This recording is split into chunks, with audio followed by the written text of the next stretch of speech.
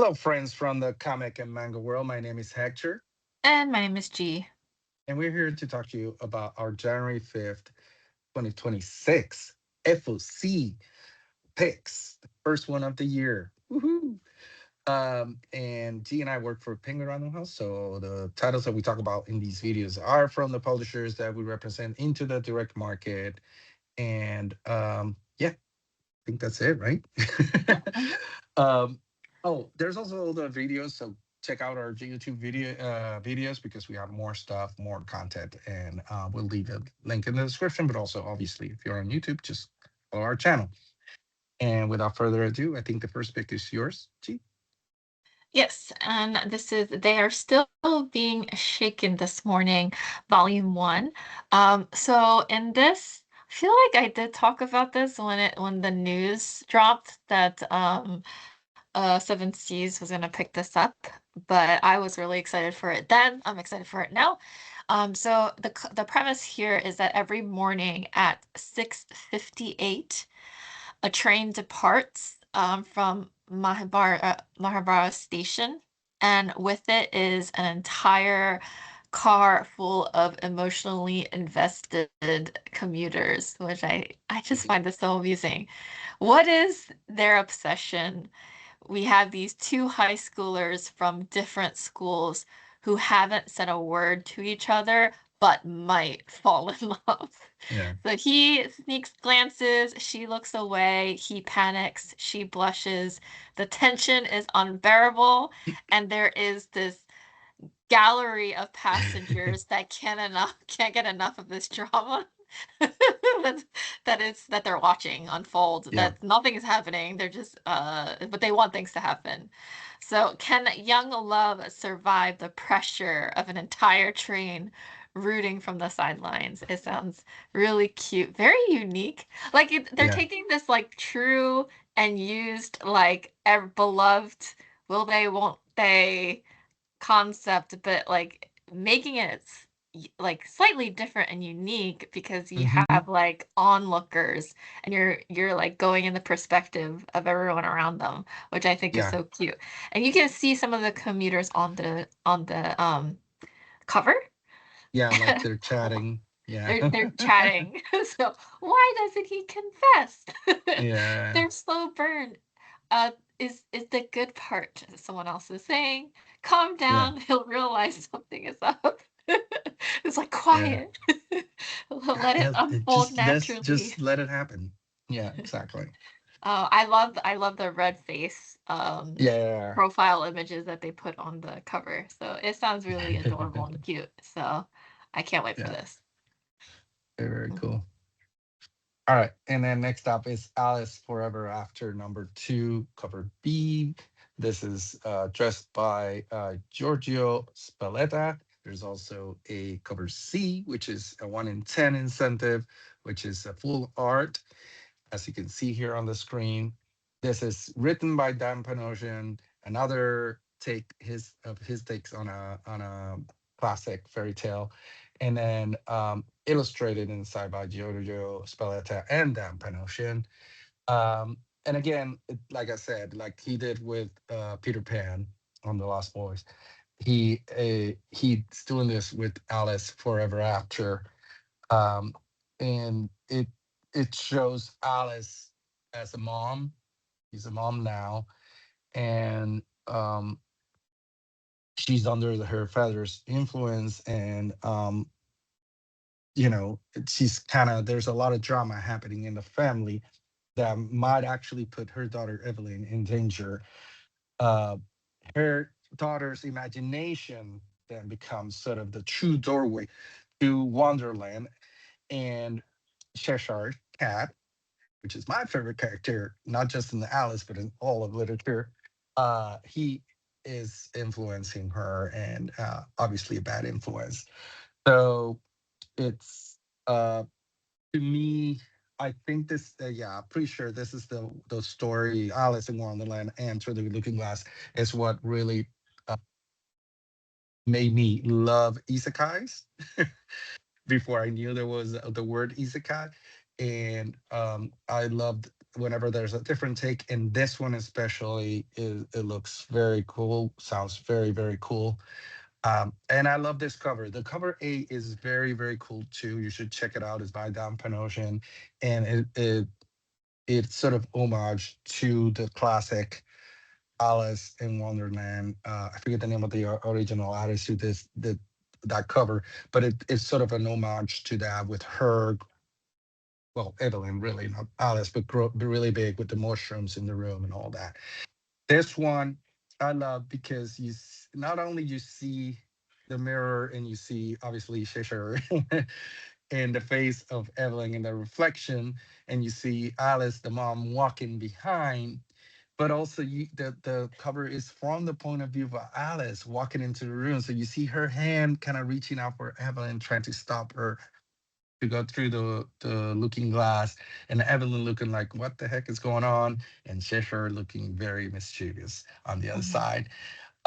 Very, very cool. Like I said, this is like probably my favorite story in general, Alice in Wonderland in literature. And this take sounds very cool. And I love what Dan Panosian did with with Peter Pan on the previous one. So I am so the at the time of recording, number one, it's due to be coming out around the time of this FOC. So I haven't read it yet, but I'm really excited to get in on it and continue with number two coming next month. There you go. All right, my next pick is Storm, Earth's Mightiest Mutant, issue one. This beautiful cover is done by Dike Ruan. And it's just beautiful. Yeah, It's just Storm being it's a very beautiful. classic Daikaroon and very Very classic classic. Yeah. Storm. Yeah, so cool. And so with this one, we have a new error for Storm. She's unaware of this oncoming threats. She decides to turn her gaze inwards to her home, to Earth. So in this new beginning, we have Storm, traveling and sharing a Japanese tea ceremony with an enemy. She visits France for a masquerade with monsters. And then all of a sudden, all of that it gets interrupted and ends with this gut-wrenching funeral. Death is stalking in the shadows. You're gonna expect bloodshed here, brutality, and torn emotions in this brand new run. So just pointing this out because I do want to pick it up, and this is a good point to jump in if you haven't partaked previously, but this is something that you can pick up. So this is on my FOC picks for this week. Awesome, awesome. Mhm. Next up is Godzilla Escape the Dead Zone. Heisei era number six, variant B by James Bosema.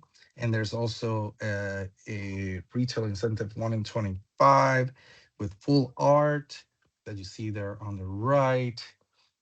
This is written by Ethan Parker, Griffin Sheridan, and illustrated by Pablo Tunica. And I love this comic. The Heisei era comics are all doing amazingly, and they're great stories. I can't decide if this one or Starship are my favorite, but they're right there next to each other. And in this one, uh, this issue number six is actually the end of the first arc, and it continues to see, as you see here on the cover, the Wanderer who wanders in the that zone, which the government keeps telling you, oh no, it's an infected area with kaiju's, but there's no other inhabitants, but there's the wanderer, and also you see there in the background the two kids he runs into uh in the death zone that happen to be able to control kaiju's. So there's all of that. He's still trying to guide them through the dead zone, and also sort of without knowing exactly who these kids are and where they get the powers. But also, there's something called the Church of Godzilla, that it's also creating a lot of issues for them in that sense. And we are they we see in this final arc they're gonna come head to head with the Church of Godzilla. So very cool. The art for this, like I said, from James Wozema, it's very beautiful. You see this kaiju in the background. It's sort of in fire at the same time, and then you see him without his cloak, which the Wanderer tends to be covered with a cloak, but now he's all out, and you see his, what he is, the kaiju slash human hybrid that he is, with a big gun, and of course the two kids in the background. Very, very cool. I love this. Like I said, I love this series. If you haven't checked it out yet, definitely check it out. And now that this is the last of the first arc, and you're gonna have a whole complete story. So very cool. All right. Next up. Next one is Good Bones and Other Sordid Tales. This is issue one. I particularly chose the um, main cover. This is Mhm, art done by Rebecca Puebla. This one we're taking from the vaults of Hello Darkness, which is this horror anthology, and and this is coming out with, which is essentially the special one-shot issue. So it's a curated collection of like gritty, gory, grotesque stories by best-selling writer Steve Orlando, and it has like a gallery of like various incredible artists on the project as well. So it does feature familiar stories if you have previously read Hello Darkness, but also mhm. include a brand new story, Good Bones, as well. So, and that one is done interior art for that particular story, Good Bones, done by Dylan Snook. So really cool cover as well. Love the Yeah, imagery that you see here.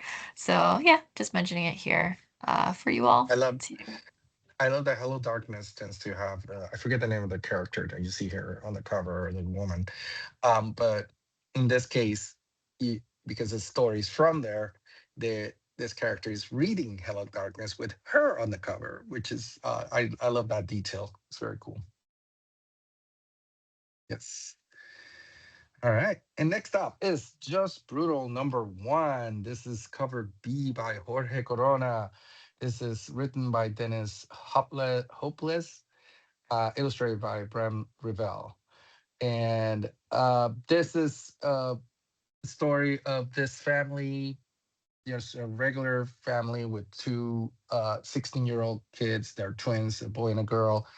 And Jordan, who you see here in the cover, he's like very nervous, barely keeping it together. His parents have decided to divorce. His twin sister, Winter, on the other hand, she's taking it very well, and she's more calm and cool and collected.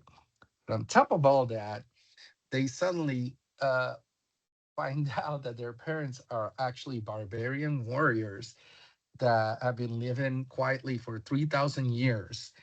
And back in the day, they defeated the hideous Mordocs, and Farklar, their leader, Farklar the Fleshless.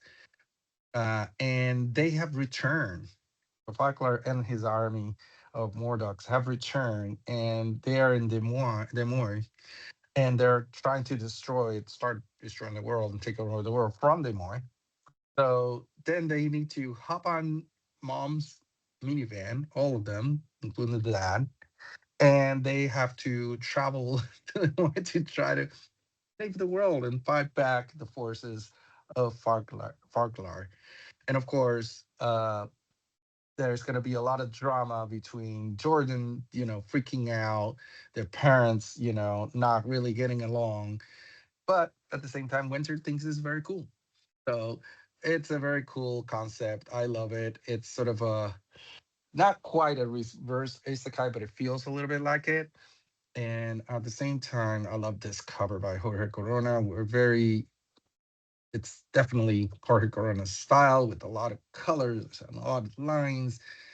And I love that there's so many details, and I'm discovering new details in here because I just noticed, is there a camera in there somewhere and a director chair? But you see the in the middle of it, Jordan is like with his laptop in hand, sort of like, uh, what the heck is going on here? Can't wait to read this one. Sounds very, very cool coming from Ignition. All right. Next up, we have Teenage Mutant Ninja Turtles, issue number 15. The cover I chose is done by Emma Kubert. This is the ratio incentive variant. This is a 1 in 50. So father and sons come together, and the turtles are Yeah. overjoyed that Splinter is back with them. But of course, there is danger still lurking. Mysterious new magic wielding foes disrupt this family reunion that you see here, and you see who the next target is. But this one is really, really cool. Of course, I think at the time of this recording, last Wednesday was issue 13 came out, which had that blind bag. Uh, uh, that you could have purchased and be surprised about what you had Yeah. inside.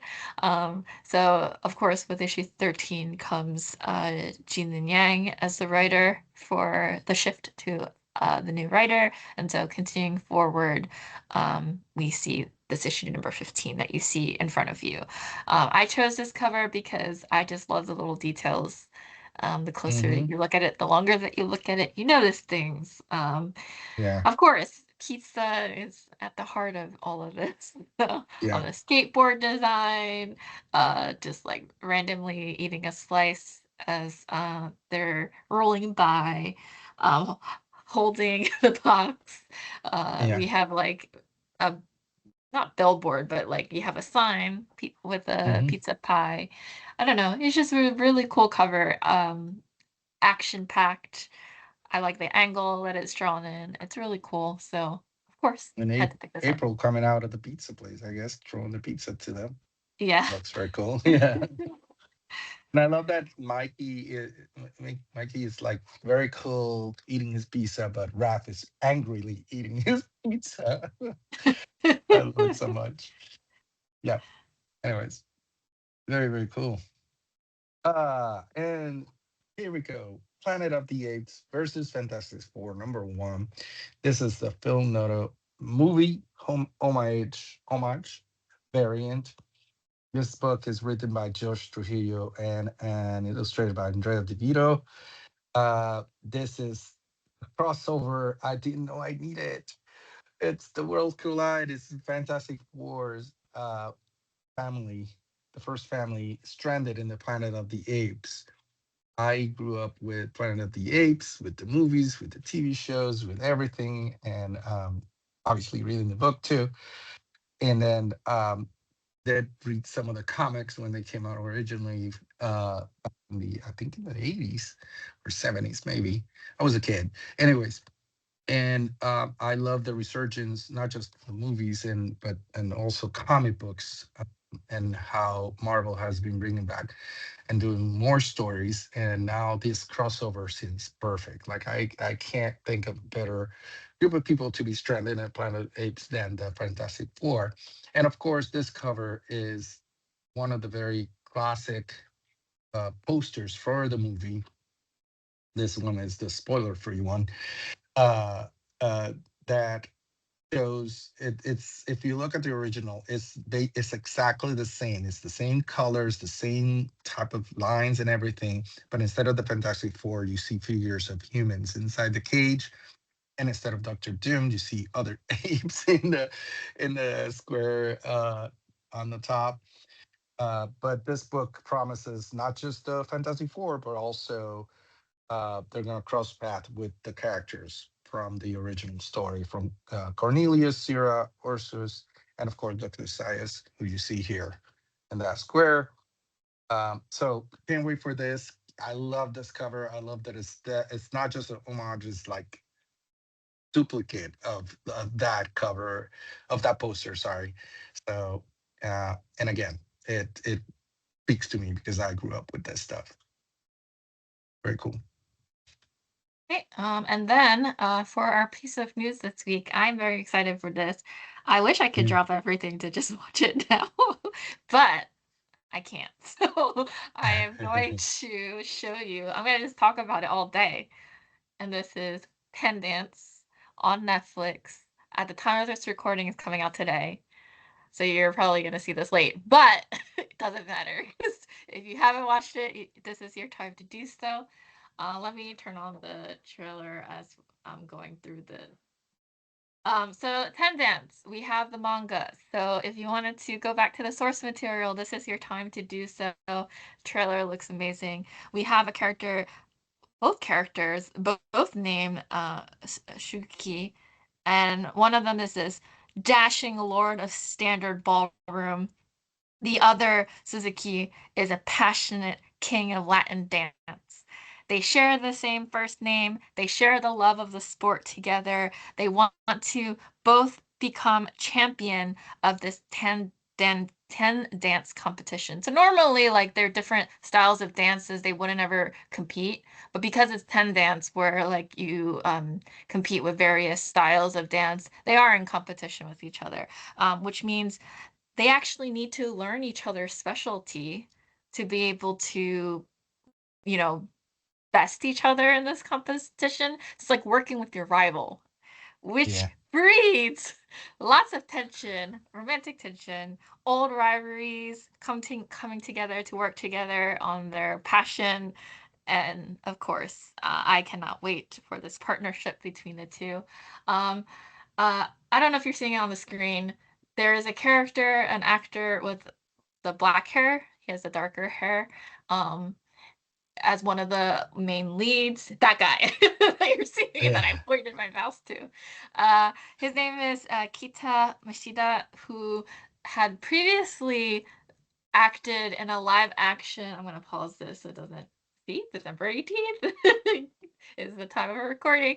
Anyway, that actor previously was in a role in Cherry Magic, which we also have the manga for. So if you like his acting in Ten Dance, I recommend watching Cherry Magic. And I also recommend picking up that manga as well, in addition to Yeah. the Ten Dance as well. So really excited. Of course, you see the volume one on the screen here. Can't you Yeah. tell that I'm excited for this? Oh yeah. Oh Yes. yeah. And after that, very excited, bit of news. We are done for this video. Thank you so much for watching. We hope you enjoyed it, and we hope you come back and watch some of our other videos and leave us some comments. Let us know in the comments if you watch or read Ten Dance. We want to know for sure. And we hope, like I said, we hope you come back. Thank you so much. Take care. Bye, Bye. everyone.